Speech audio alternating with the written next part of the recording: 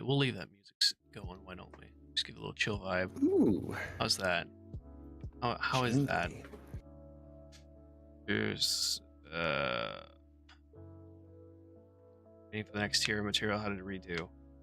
Oh, and it's Christy's talking about eco. I was like, what are you talking about? Yeah, the What are you redo. talking about? Yeah, the do-over. Get everything redone. Looks like it's going well though. Hello everyone. Yeah, I think so. Well, I heard me, unfortunately for me. Ooh. You heard what? I don't like hearing my voice. Oh, did you have the stream like unmuted Yeah. on YouTube or something? Okay.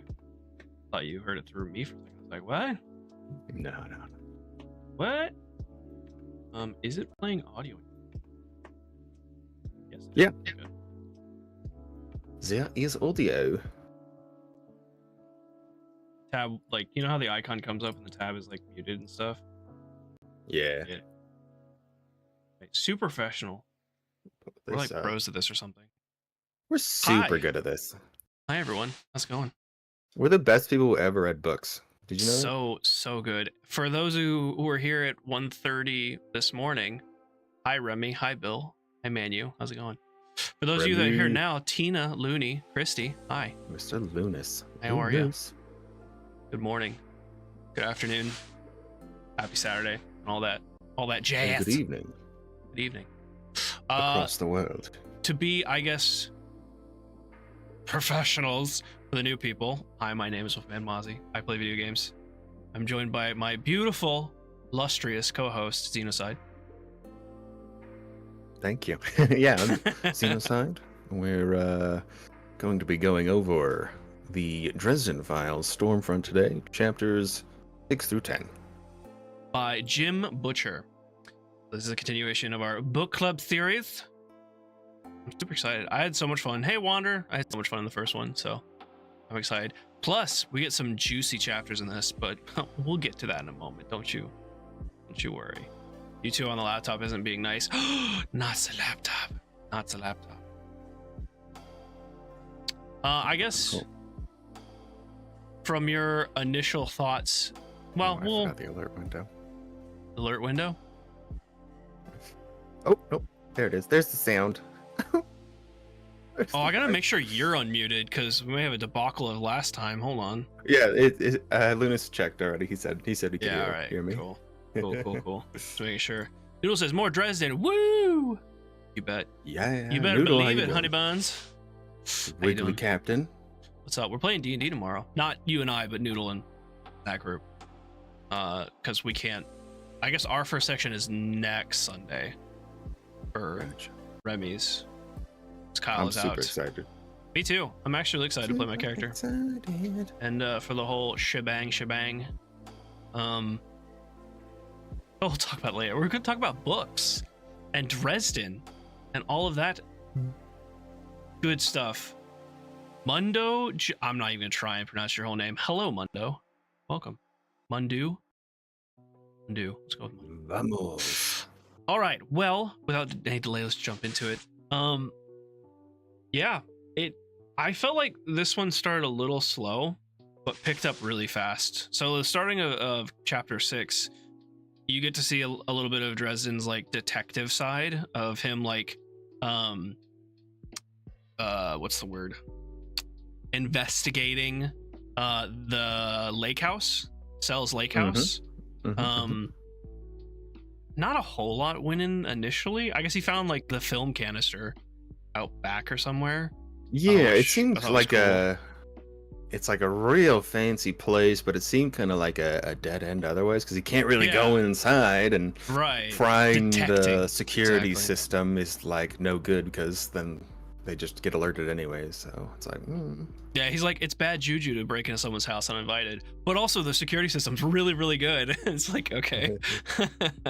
But that kind of quick transition into the summoning of the first magical creature we saw so far, which was Toot Toot, or Toot as he just called him, the fairy. What were your initial thoughts of Toot and seeing the first magic creature? The description of him is interesting, like I magenta I wrote it verbatim. I'll actually read it back real quick because it was so good. He said, let's see here. He had silver dragon wings sprouting from his back and a pale, beautiful, tiny humanoid body that echoed the splendor of the Fey Lords. A silver nimbus of abundant light surrounding him. His hair was shaggy, silken, light little mane like a bird of paradise, plumes, and was a pale magenta. That I thought was so cool. Toot toot, yeah. And then the way that his mannerisms and like stomping and stuff like that. Yeah, very playful. Was very playful, and at the same time he's like spitting off these like silvery motes of like fairy dust all over the place, just constantly. It reminded me of like Tinkerbell a little bit. Yeah, like kind of. It took me back to like when I was younger, watching Hook, or one of those older shows that I don't remember exactly, but yeah, some of those fairies from back in the day. Just teeny tiny. Its own twist on it. Yeah. Toot's great. Tinkerbell. I really liked the ritual for capturing Toot, like with the circle and the milk and the honey and the bread and like no preservatives. Hey, what's up, Chloe? And him being like forgetful and like it's like, oh, this trap has worked many times in the past. Handmade plate, yeah, exactly. Hey, Wander. I don't know if I said hi to you already. I probably did. Just like cute little, like a whole setup that he's just like, I'll just break it out. Get the circle. I thought it was funny that, like you said, he was playful, but he also seemed a little dangerous. It's just like, I can actually put like dung in your mouth and like totally do that thing, by the way. Yeah, the dung thing.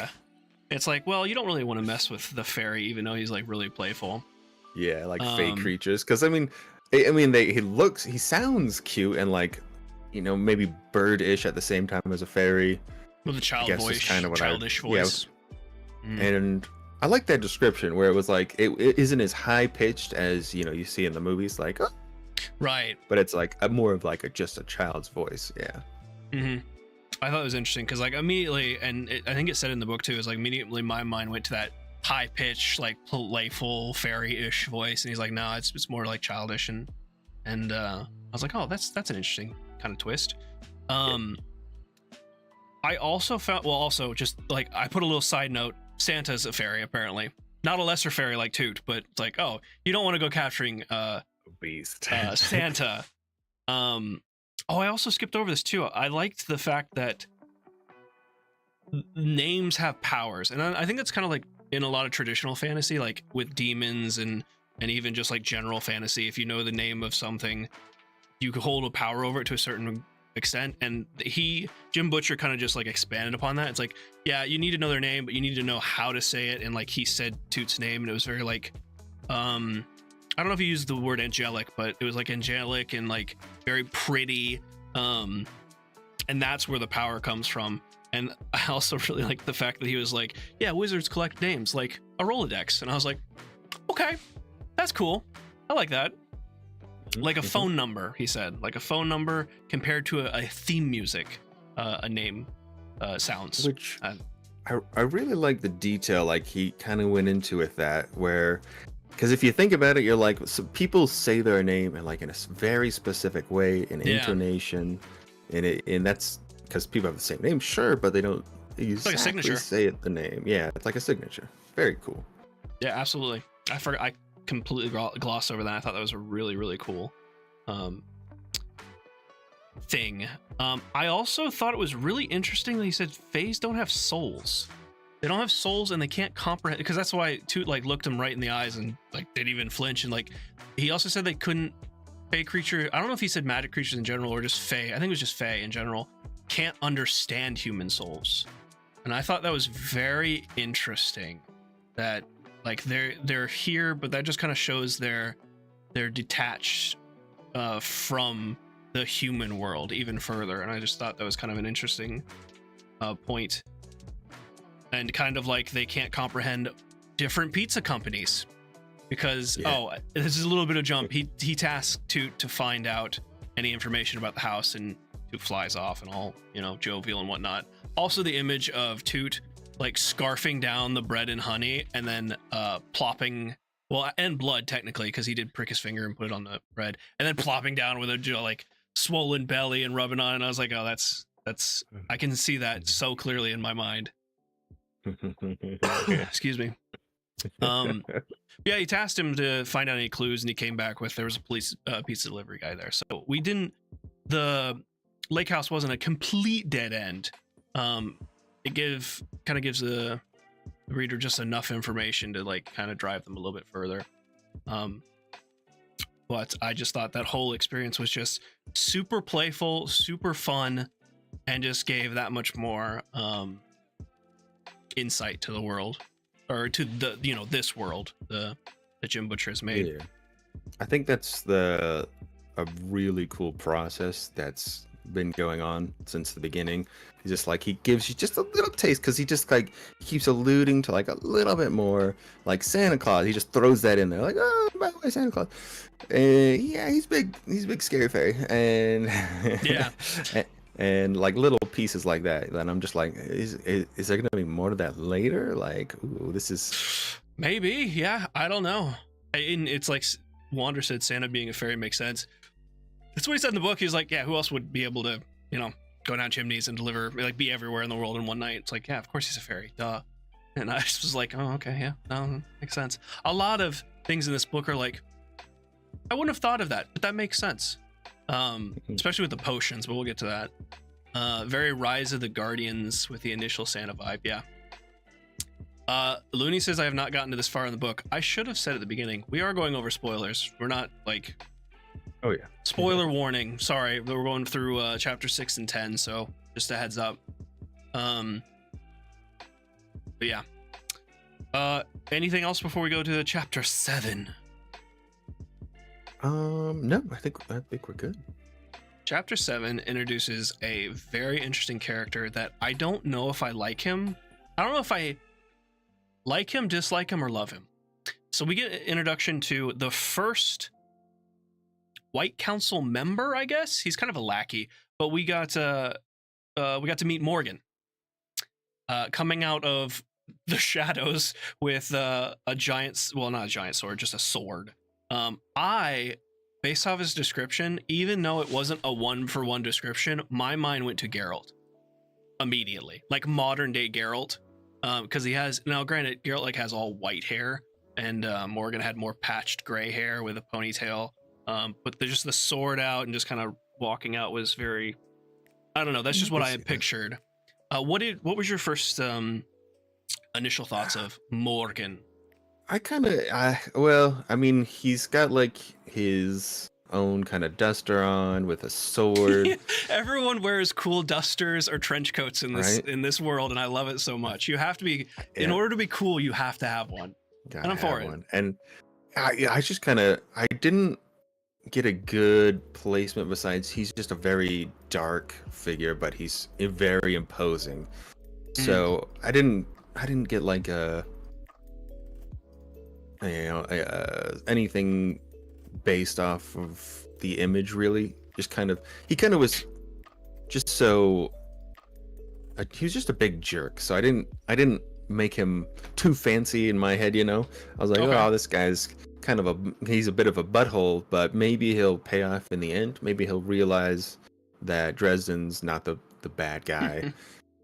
And you can leave it. He's kind of a bully, essentially, of course. Yeah, no, yeah, absolutely. I think I would agree. He's absolutely a bully. He is, for those who don't know, he is Dresden's warden, which is kind of like a parole officer, I guess, if you want to make the comparison. But trench coats are the best pockets. Wander, I agree. True. But yeah, like he just has that real. He thinks Dresden is just like guilty. He's like, you're guilty. I'm just waiting to kill you. You're gonna screw up. I'm gonna cut you. Like, he just wants it. Like, any excuse, basically. He's just trying to find it. And he's still, well, that's, oh yeah, that's just, that's a He's just a grumbly old butthole. Yep. Ugh. And Dresden makes the connection. Well, if Morgan thinks he killed those two people, Tommy, Tom, and Jennifer, I think was her name. The White Council does. He's an extension of the White Council, and he says he's not too bright. I think he's right, but he's single-minded. Like, the council says you do this, and he does that to a T and to the law. I kind of compared him to it's gonna sound really nerdy, a paladin in D&D, because paladins traditionally are lawful. They're either like, there's no gray area. It's black and white. There's evil and there's good. That's it. And he's very much like that, I think. I also thought it was cool that the sword was kind of the symbol of his authority. Like, when he put it away, it was like, okay, I'm no longer on White Council business. I'm here for personal. And the dress just decks him. And I was like, oh my God. I was like, yeah, that was pretty. I love that. That was a cool exchange. I feel like that was a little bit of respect both ways. We also saw, I can't remember how, because I feel like it happened in like 2 of the chapters. They spread out a little bit. We found out, did we find out why Dresden's has this warden and what he did? So the only thing, they didn't give like a full description, but they did kind of explain that he killed his master. Okay, yes. And it was self-defense, according to Dresden. It was self-defense, according to Dresden. No real details about the event, though. Right, okay. And he killed him by magic, which they do mention. They didn't go into detail what the laws are, and I don't even know how many laws of magic there are, but that was, I think, that might be number 1. So as long as it was self-defense, and someone was trying to kill you, then you can use magic, essentially. But killing someone with magic is breaking law number 1. Yeah. Okay. Yeah. I feel like they mentioned law number 4, but now I'm just getting my facts a little messed up, so. Also kind of funny, like, I was curious if the White Council and the police force work together at all, but Morgan made a comment where it was just like, what do the police know? What are they gonna do? Like, because Dresden told him, I'm working with the police to try and solve this, and he's like, they're not useful. Okay, sure. And I thought that was kind of interesting. Instead of working together, they have that separation. Makes sense, but I just thought it was an interesting choice. And then at the end, Morgan gets even and absolutely clocks him. I think it knocked him out a couple seconds. He went to the floor, but for an old man, I guess he's pretty strong.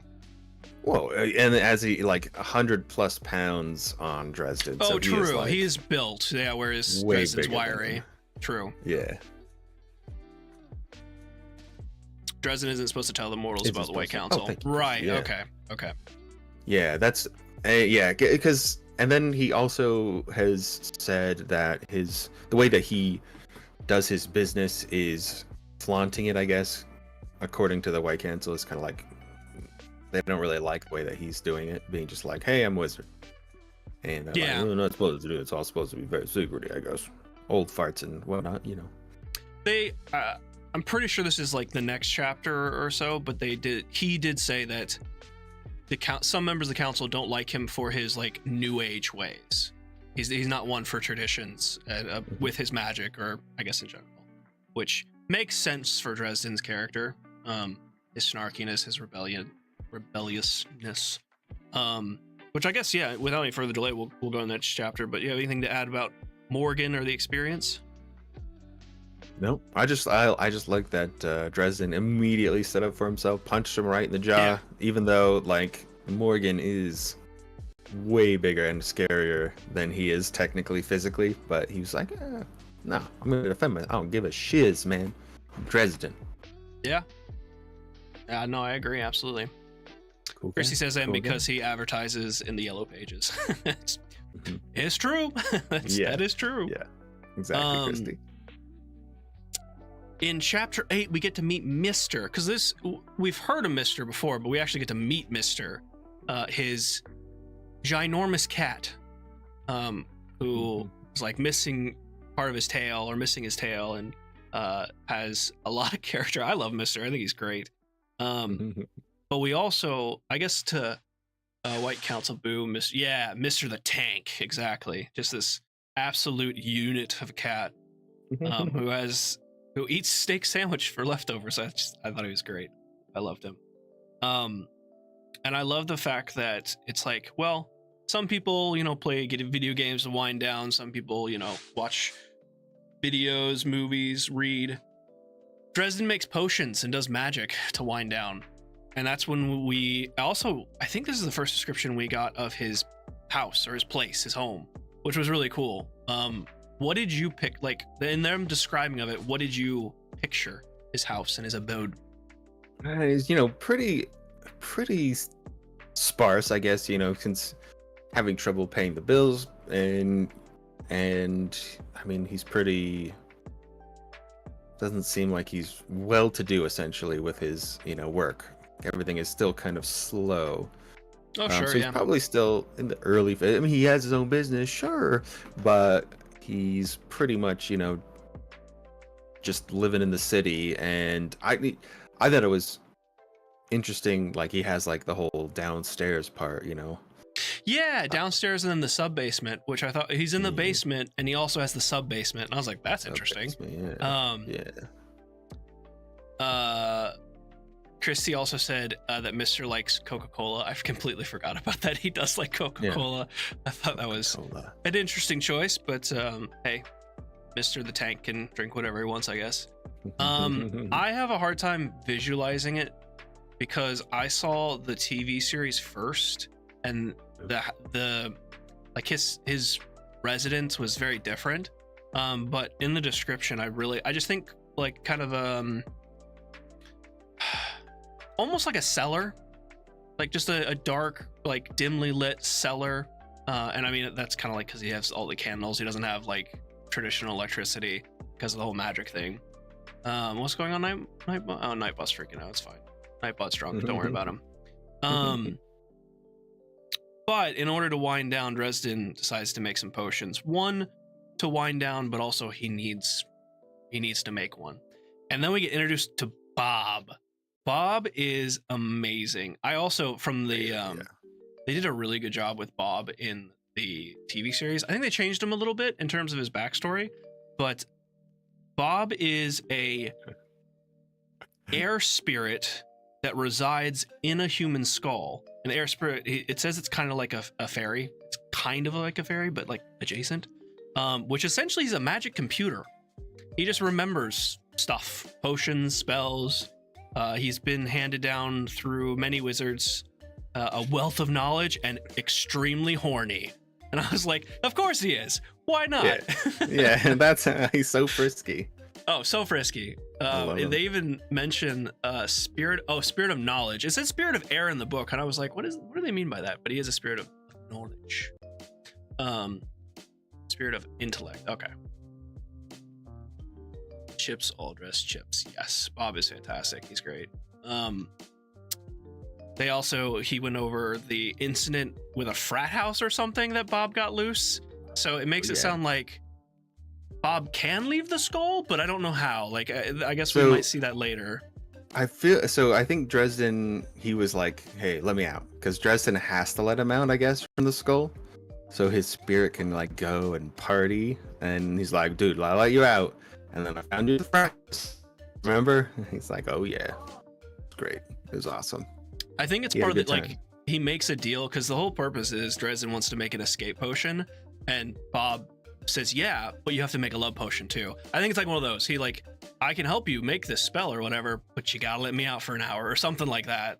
I just don't know how, because like I don't know if he just like goes out in spirit form or what. So we might see that a little bit later. But the potions I thought were awesome. According to what they said, the potions require 8 ingredients. It was I don't know if I wrote it down. It was like it's one for all the 5 senses, and then a base, something for the mind, and then something for the soul. And that's like the whole thing. And I did write down the specifics of the oh no, here we go. I have it. First, you need a base to form the essential liquid content. Then you need to engage all the senses, so that's 6. Then you need something for the mind and something for the spirit. Yeah. And that's essentially what the potion is. And he also said, like, they're not tricky. They're just a lot of stirring, getting the ingredients right, and waiting. And I was like, that's interesting. That's an interesting way of looking at it. But the first potion, and this is kind of like I said earlier, where it's just like, I never thought of that, but it absolutely makes sense. The escape potion is 8 ounces of Jolt Cola, which my mind immediately goes to some sort of like energy drink. A drop Surge of or something, you know. Yeah, Surge. Yeah, exactly. A drop of motor oil for the smell. A cut of bird's feather. I think it's like shredded or something. 8 ounces of chocolate covered espresso beans. Makes sense.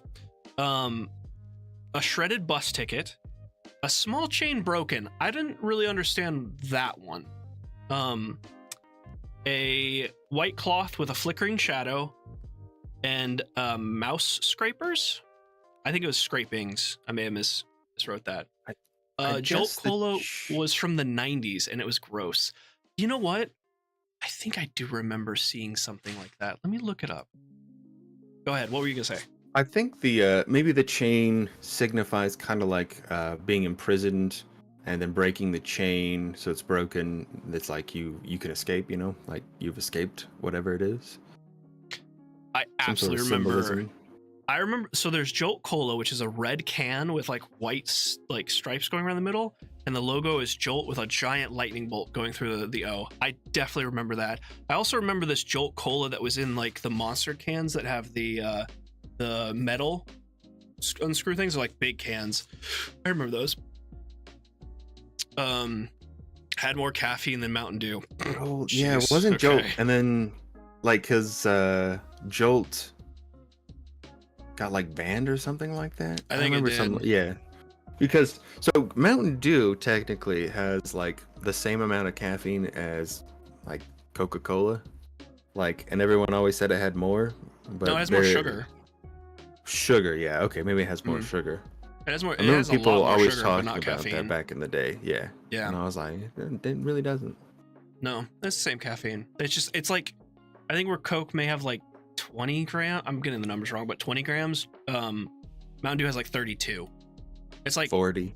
It's like 44. Is it double? Oh my god! Okay. My son has been drinking it, and I'm just like, dude, that's so much sugar. Like he loves it. It's so much sugar. Like, oh. I don't know. I think if I ever had a hankering for Mountain Dew, I'd have Diet Mountain Dew. Diet Mountain Dew is one of the few diet drinks that I'm just like, I don't mind it. But honestly, it's just not something I go for. The bus ticket reminds me of Lost Room. I don't know what that is. Lost Room. Yeah, I haven't heard of that. I haven't heard of that said. But then you have, and then Bob is like, well, gotta do the love potion. This was amazing. I loved the love potion. Because it was like, I feel like something's gonna go horribly wrong. Because it starts off with like, okay, what is the base? Tequila. Like, pretty sure the base, Dresden's like, no, the base is champagne. And Bob's like, this is the same results. And it's like, is it? So immediately I'm like, okay.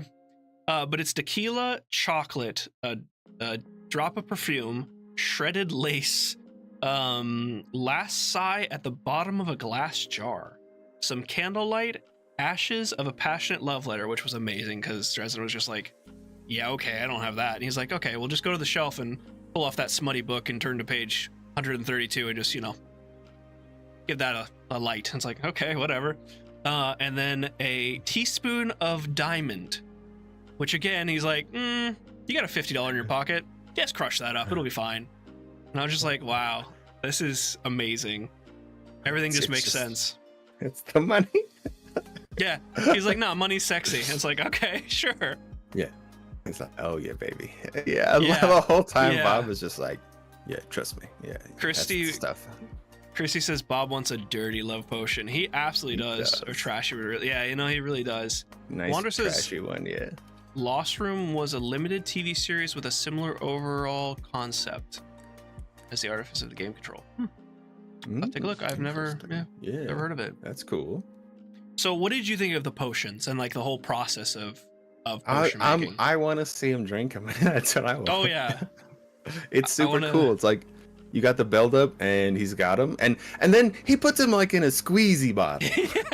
Yeah, a nice little Capri, like resealable Capri Sun. Like, Actually, you're those expecting wizard bottle, like a Yeah. flask. He's got his flask. No, squeezy bottle. have you ever seen those like pureed apple, or well, they're just any kind of pureed fruit that are in like the Capri Suns, but they have the plastic like caps that you can unscrew. You can just like, they're like this big. They're just like handheld. You can just like squeeze. That's what I picture. A resealable Capri Sun is essentially what he has it in. I was thinking like, because I haven't seen those before, but the closest thing that I'm familiar with would be just like a Gatorade, with the twist top, where you twist it once and it's open and it has just the one hole at the top, and you just give it a good squeeze. Okay. I can see that too. Even the escape potion, because Dresden was like, is it the gotta go fast one or the teleporter one? And Bob's like, a bit of both. It's like, what? He's like, don't worry, when you drink it, you'll become the wind. And Dresden's like, what? So yes, I'm very excited to see how it works. And the whole reason he made that is because of chapter 9, where he's gonna go, maybe his plan is to go visit Bianca, the vampire mistress. Oh gosh, yeah. Which I think that brings us to chapter 9, unless you got anything else you want to add. Nope. Love Bob. I love Bob too. I hope that he comes back a lot, which I feel like he's going to. He's just I want to learn more about him and like his history and what happened to him and things like that. Because if he's a fairy, I'm pretty sure he probably wasn't in this form always. Yeah, he wasn't like was he ever a person? But was he something else? Maybe. Was he always that spirit of knowledge or intellect? Hard to say. Hopefully we will find out. So chapter 9 starts with Murphy calling him for an update, which he didn't really have much to update. But I thought it was interesting that I don't remember what he lied about. I think maybe he lied about going to see Bianca. Like his plans, he's like, I think she told him like, don't go near Bianca, and he's like, no, I won't, don't worry. And she's like, why do you even try and lie to me? I see your bullshit. Like, don't lie to me. And I was just like, yeah, she's no nonsense. She can see straight through him, which I thought was kind of interesting. Then we get all the prep, like the finishing prep work for going to Bianca, where he takes, let's see, he took the escape potion. He took a handkerchief, a white handkerchief, his cane sword, a silver dagger. I think that was it. Is there anything else? I didn't write it down. I forgot. No, I think you got it. Necklace, you got the necklace? His necklace. Yeah, that was the fifth thing. Yeah. It was like silver. Like a pendant. It was a pendant. It's what are they called? It's a pentagram. Yeah. But he didn't call it a pentagram. Like. He called it something else. I had to look it up. It was like a pinnacle or something. A pentagram, but it was Which I'd never heard that term before, but it was essentially just a pentagram. And he was like, well, I could like take my sword and my blasting rod and stuff, but that's like showing up in a tank with a bazooka. So it was kind of interesting to see the balance of like stealth and heavy weaponry in the magical world. And then he makes his way to the mansion. I don't remember what it was called, but it was an old like 20s style mansion. Excuse me. Yeah, pinnacle. Okay. Yeah, I just remember it being a pentagram, like a silver pentagram. Yeah, 5 points and with in a circle, right? Yep. I think it's this. It's not an inverted pentagram. It's just like a star, like a standard star. And he said it was his mother's. His father gave it to him, but it was his mother's. And then it wasn't a symbol of faith. Oh, that's right. Because it's like a cross or something like that. Yeah, really obvious, but it's something that he believed in. So. Yeah, he said. I think it came up a little bit later in this chapter, but he said that the power comes in the belief, and he wouldn't be able to ward off a mosquito if he wore a cross because he doesn't believe in faith, but he does believe in magic, and that is a magical symbol that he holds dear. That's cool. I like that distinction. Oh, okay. Thank you, Christy. She put a link for the item in this that sells, Oh, cool. so we can see it Thank you, in the Christy. screenshot channel. Thank you. Cool. Actually, you know what? I'll look at that right now. We get just kind of a frame of reference. Hopefully this doesn't break. The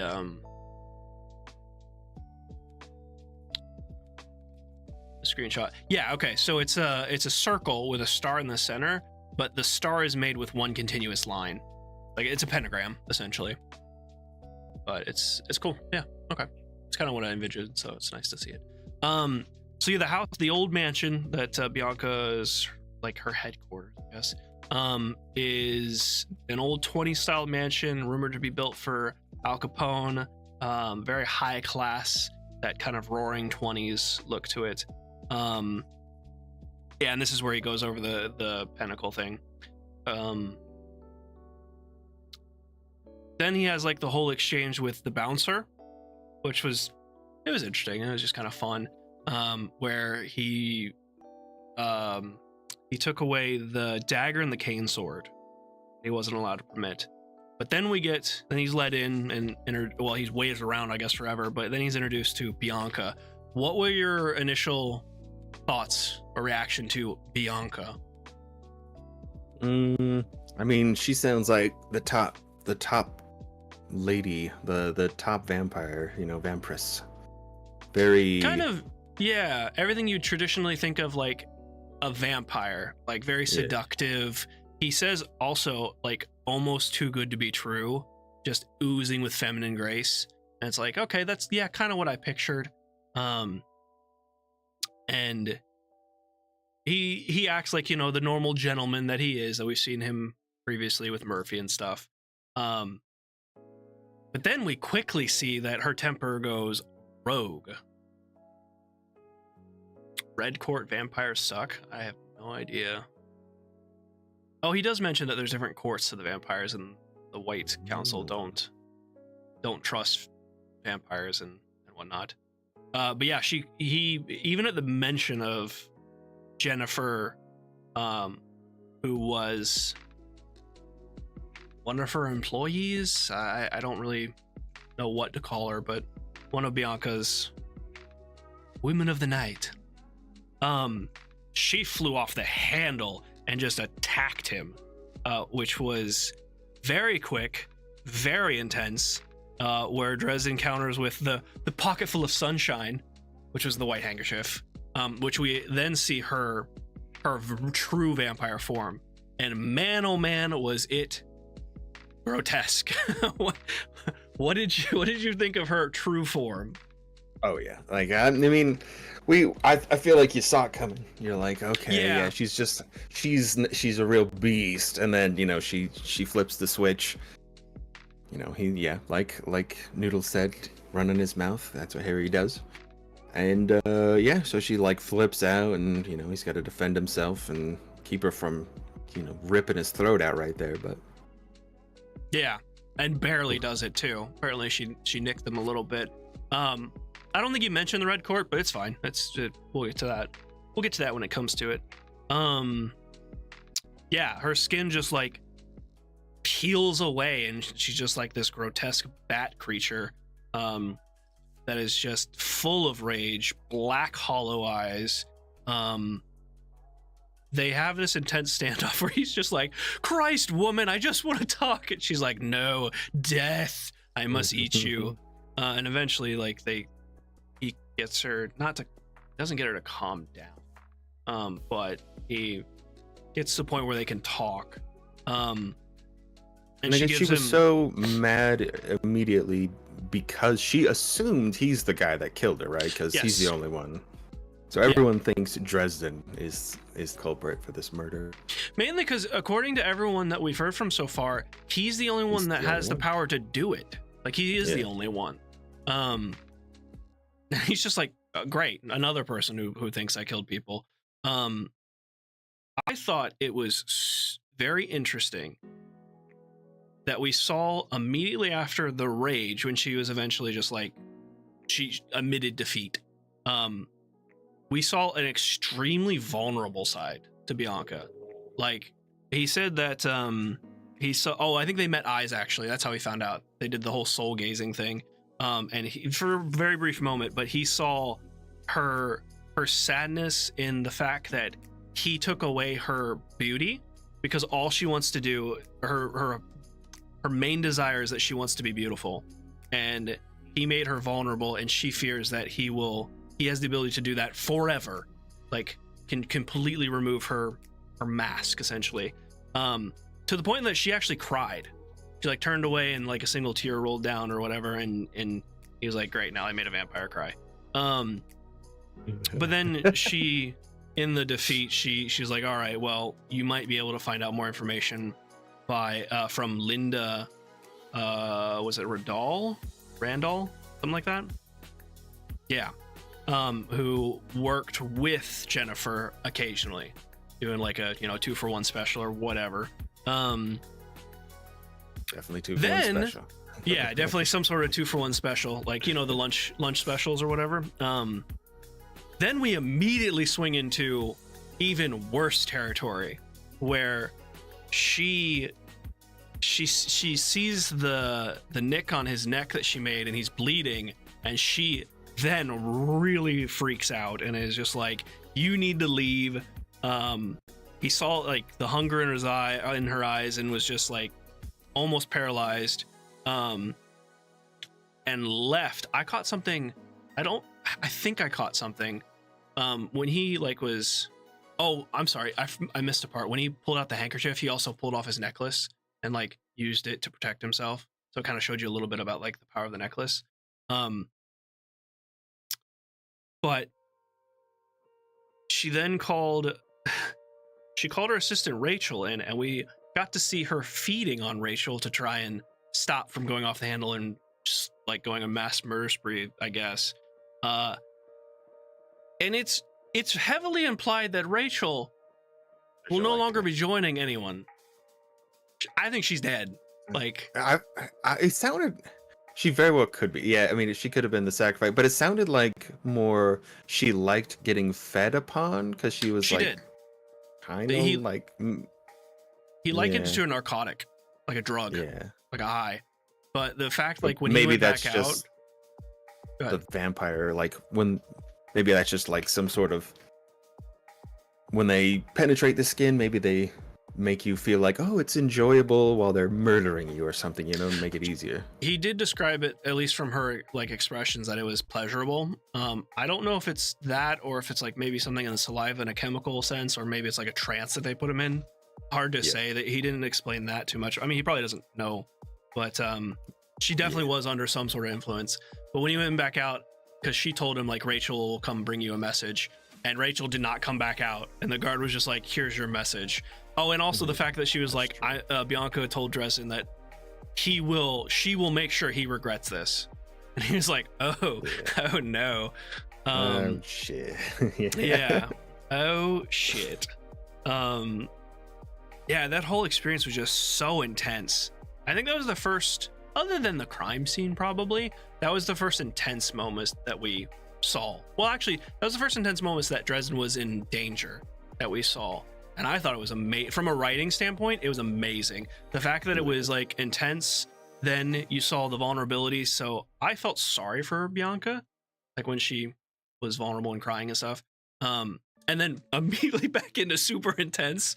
I thought it was really cool and really well written. What did you think? Yeah. Super cool. Yeah, I really liked it. I really like the fact that he set it up in a certain way, like he's got all these tools and all these things he's setting up, and then it goes like a way in which, of course, just like real life, I would say, whereas you go in expecting one thing, but another thing happens essentially. Yeah. But he was prepared for so many different, options that it really worked out. He was, and he said previously that like that's one of the, if a wizard is prepared enough for anything, they can do some really spectacular things, and it's true. He showed it. He was not, I mean, he knew he might be in danger, but it didn't seem like he was expecting her to fly off the handle immediately like that.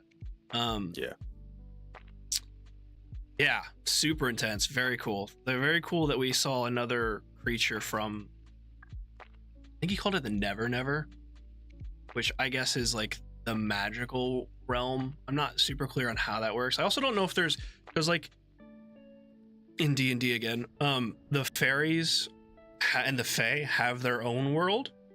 Yeah. And like there's other worlds. I don't know in this world if there's like the real world and the magical world. I don't know if there's two or if there's multiples. I don't remember them saying. So I don't know it's if still, it will, but still unclear at this point for sure on that one. yeah. Yeah. So that was chapter 9 in Bianca. Anything else to add for that whole experience? And of course his car broke down, so he had a phenomenal chapter. Oh, so he had to take the car. That's right. He broke down right at the gate. It's like, yeah. I wonder how the many blue times. beetle. Yeah, I wonder how many times the blue beetle is going to break down, because it's like blue-ish, like this blue with like a different door, a different hood, and like just patchwork together. I love it so much. I like it's just like we still call it the blue beetle, but it's not very blue anymore. Right. It's mostly blue. Okay, so then we have the final chapter, the chapter 10. This one had a lot of like, I felt it had a lot of hidden stuff. So he first called Linda and just to talk to her on the phone or something. He had to go to a payphone. Of course, he doesn't have a cell phone. And there wasn't much of an exchange. Like she was flirty. She said, "I'm not gonna talk to you," and just kind of hung up. He called her again. She's like, "I don't want to talk to you." Hung up. He from the phone call he could pick up like that she was at an airport, like just from background sounds, because he showed actually in the chapter before that he had really good hearing because he listened to the bodyguards calling back into the main house, like when he was like, "Hey, I'm Dresden. I'm here to see Bianca and all that," and he could listen to most of the conversation. So he heard that and he was like, "All right, cool.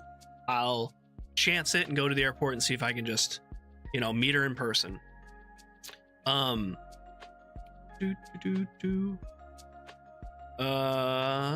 yeah, because he could tell that she was hiding something from him immediately.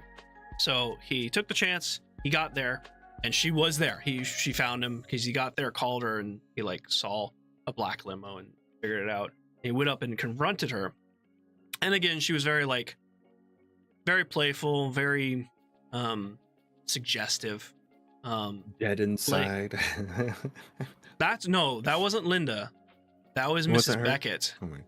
Oh, Mrs. That's right. Okay, yeah. Yeah, the two that, I was getting to that because that was very weird. Linda is the chauffeur for Mr. and Mrs. Beckett, who at one point in the conversation, they come out of the terminal and like Linda picks her up. And I don't remember much of the details of Mr. Beckett. He was handsome. Yeah. They were both fit. They were both attractive. Jokes on you. They're all suggestive. True. Magic is sexy. So magic is sexy. You can't get away from it. Yeah. Oh, that girl was like laying on the suggestive so thick though. Very hard. Yeah, very much so.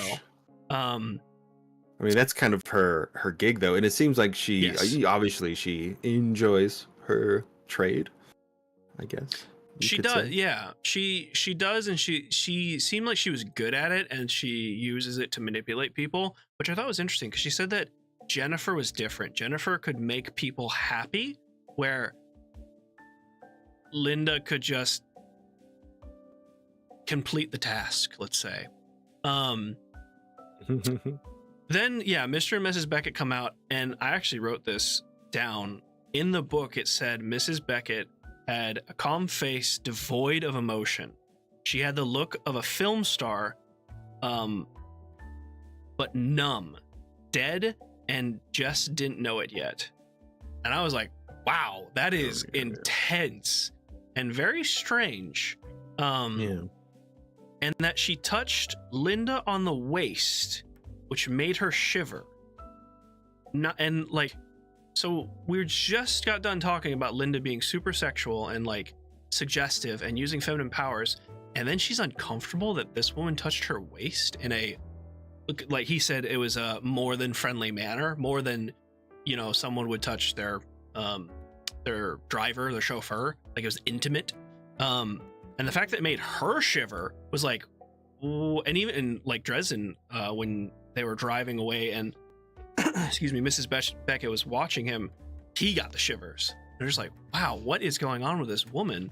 I think that whole the weird thing, because like, why do you have that particular type of woman as your chauffeur? You know, and that this too. whole, it's just very interesting.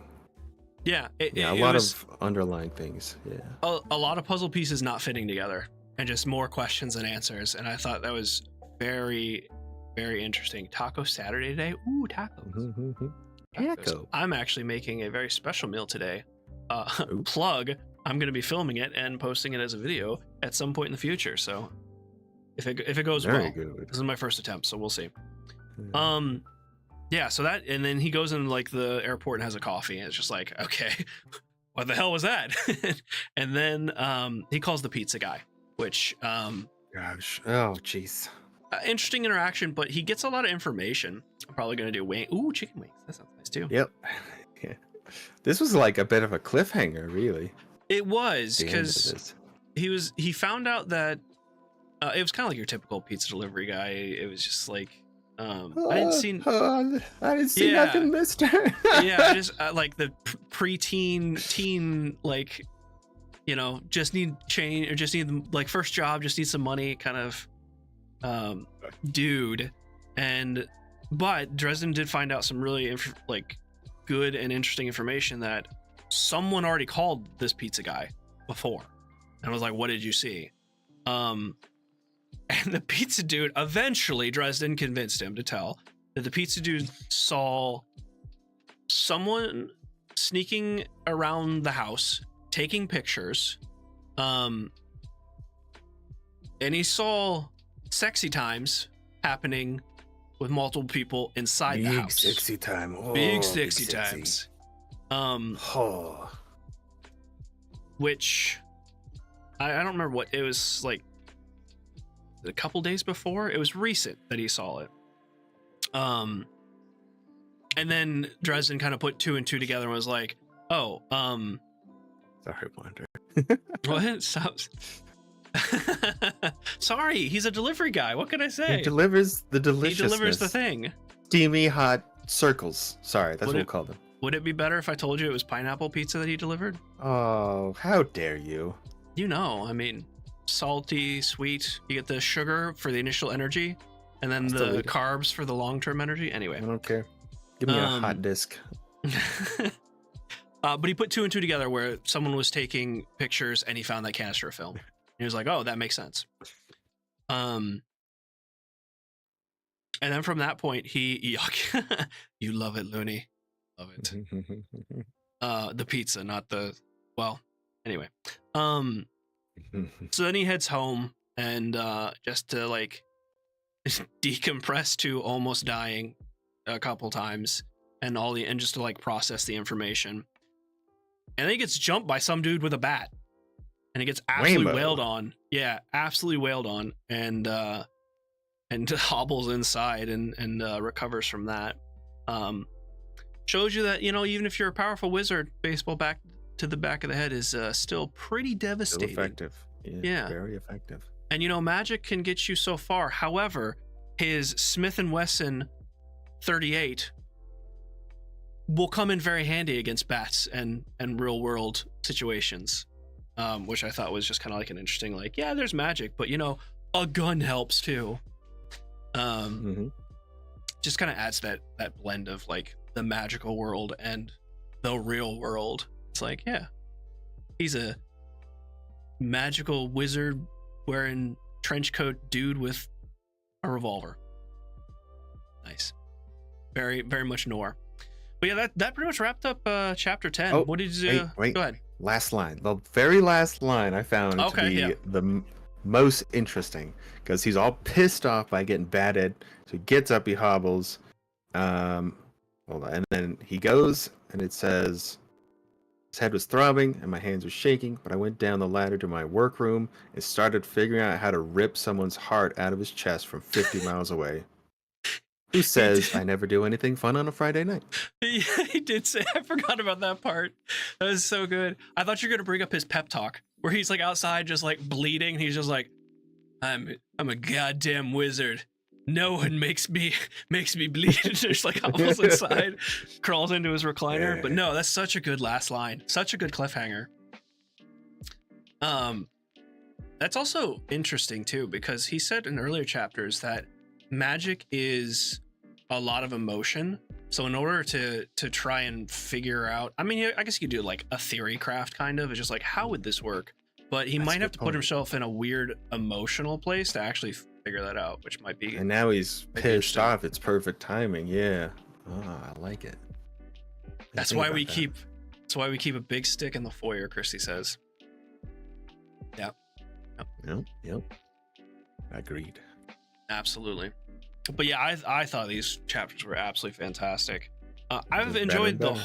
It really does. Yeah, I've enjoyed all the chapters, but these 5 just got so they weren't all intense, but they had such intense moments that it was just like, it's just hooking the reader more and more into the story.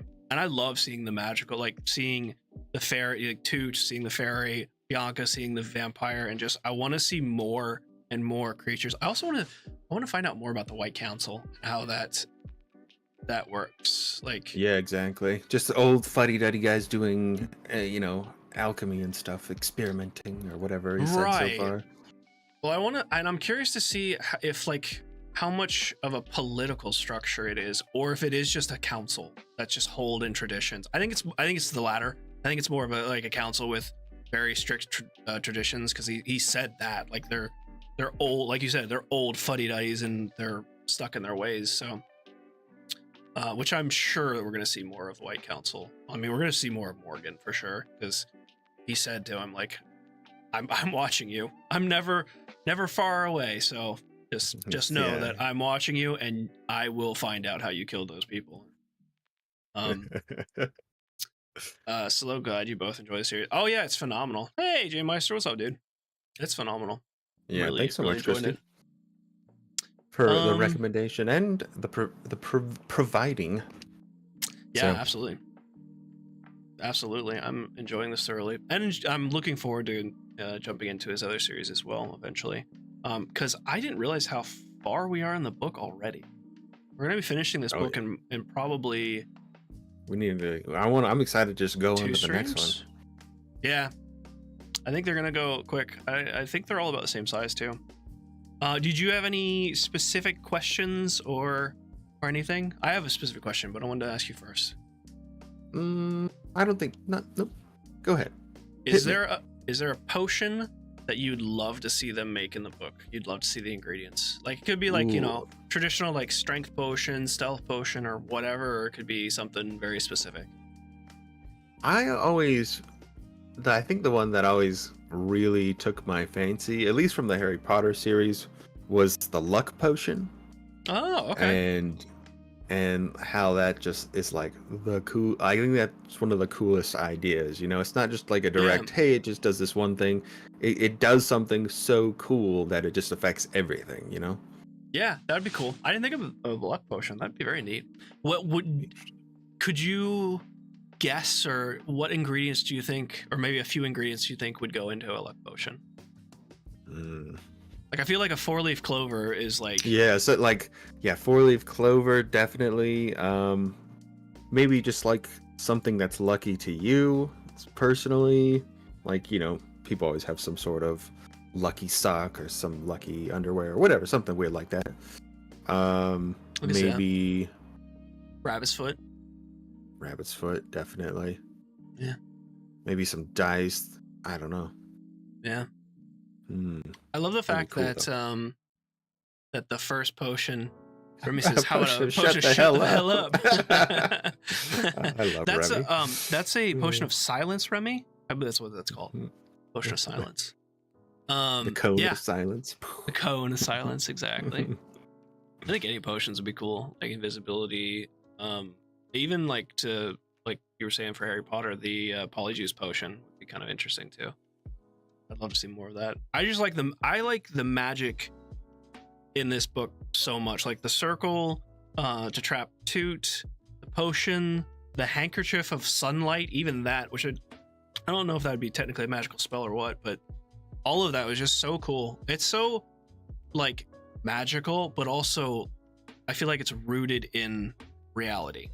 Like just by the potion ingredients, it's just like a drop of motor oil. It's like, well, that makes sense for an escape potion. You got to go fast, you know? Yeah. So Yeah. I think it's very interesting. Fasting, the Jolt Cola, you know, like the broken chain. Yeah. Like everything makes sense. I like it. Yeah. Oh, breaking shackles. Okay, I understand that ingredient now. Okay. Yeah. Yeah. That makes sense. Yeah. Well, I think that's pretty much everything, unless anyone has any questions for us. I didn't see any in the Discord, which I guess is a good time to remind people that we do have a section in the Discord specifically called a book club. You're more than welcome to post any questions for upcoming streams, or if any of the chapters that we've gone through so far, if you're reading along and questions come up, you're like, I wonder what their opinion is about this, and we didn't go over it in stream, feel free to post it in there. Thank you, Christy, for the Discord link. But otherwise, if you know anything else, I think we'll go and wrap it up here. Yeah. Thanks everybody so much for being here and participating, and then just hopefully you enjoyed it. And Yes. I think the book's great so far, so I'm gonna keep going. Yeah, if you're watching the video recording, please do let us know what you think in the comments below. We'd love to read it and see your feedback. I guess also just as an update for this coming week, back to schedule as usual. I'm back. Dad had surgery. He's doing great. He's recovering. A lot more pain than he was anticipating, but I mean, he had a kidney removed, so you know, it's understandable. He's recovering. But he's doing great. But I'm going to be back to stream as per usual. And our first stream on Monday will be Pal World, right? Is that what we decided? Pal World? I don't remember. Yeah. Yes. Okay. Pal World. Pal World. We'll do a name Pal. I don't know, Lenny. We'll see. But yeah. We'll go ahead and wrap it up. Thank you so much. Take care, everyone. Perfect. Love Thanks you so all. much. See ya. Bye.